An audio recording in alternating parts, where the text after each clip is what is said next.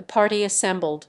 The room was lighted with wax lights, and the prisoner, with a bit of plaster he had taken out of the wall of his room, had traced a long white line, representing a cord, on the floor.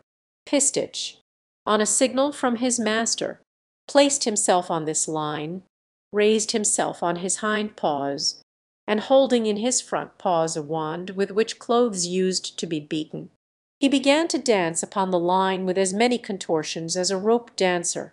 Having been several times up and down it, he gave the wand back to his master and began without hesitation to perform the same evolutions over again.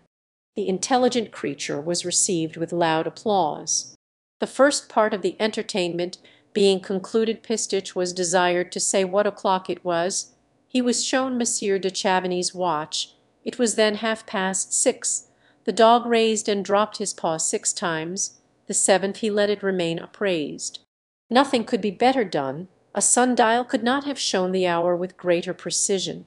Then the question was put to him who was the best jailer in all the prisons in France.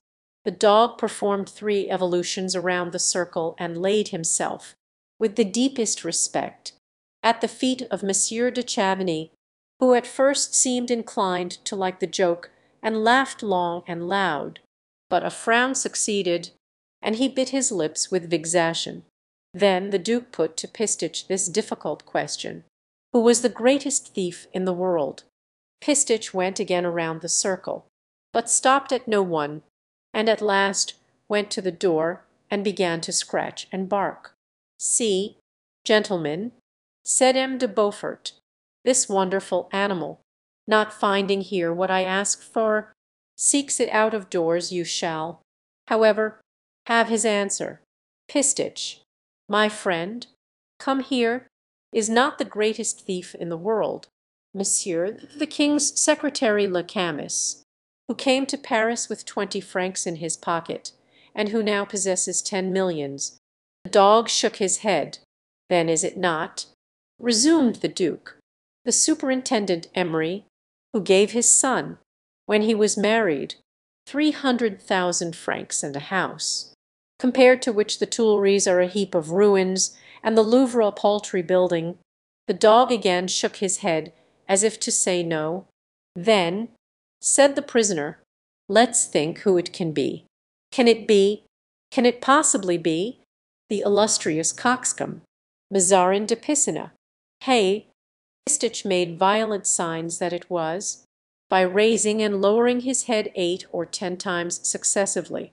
"Gentlemen, you see," said the Duke to those present, who dared not even smile, "that it is the illustrious coxcomb who is the greatest thief in the world at least. According to Pistich, let us go on to another of his exercises."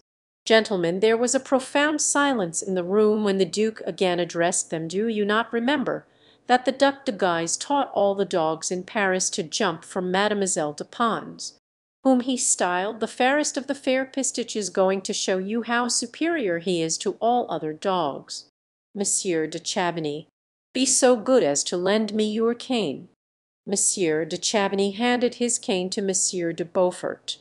Monsieur de Beaufort placed it horizontally at the height of 1 foot. "Now, Pistich, my good dog, jump the height of this cane for Madame de Montbazon." "But," interposed Monsieur de Chavigny, "it seems to me that Pistich is only doing what other dogs have done when they jumped for Mademoiselle de Pons." "Stop," said the Duke. "Pistich, jump for the Queen," and he raised his cane 6 inches higher. The dog sprang, and in spite of the height jumped lightly over it. "And now," said the Duke, raising it still 6 inches higher, "jump for the King." The dog obeyed and jumped quickly over the cane. "Now, then," said the Duke, and as he spoke, lowered the cane almost level with the ground. "Pistich, my friend, jump for the illustrious coxcomb, Mazarin de Piscina." The dog turned his back to the cane. "What?" asked the Duke. "What do you mean?" And he gave him the cane again, first making a semicircle from the head to the tail of Pistich. "Jump then, Monsieur Pistich." But Pistich, as at first, turned round on his legs and stood with his back to the cane. Monsieur de Beaufort made the experiment a third time, but by this time Pistich's patience was exhausted. He threw himself furiously upon the cane, wrested it from the hands of the prince, and broke it with his teeth. Monsieur de Beaufort took the pieces out of his mouth and presented them with great formality to Monsieur de Chavigny, saying that for that evening the entertainment was ended, but in 3 months it should be repeated, when Pistich would have learned a few new tricks. 3 days afterward Pistich was found dead poisoned. Then the duke said openly that his dog had been killed by a drug with which they meant to poison him, and one day after dinner he went to bed, calling out that he had pains in his stomach and that Mazarin had poisoned him.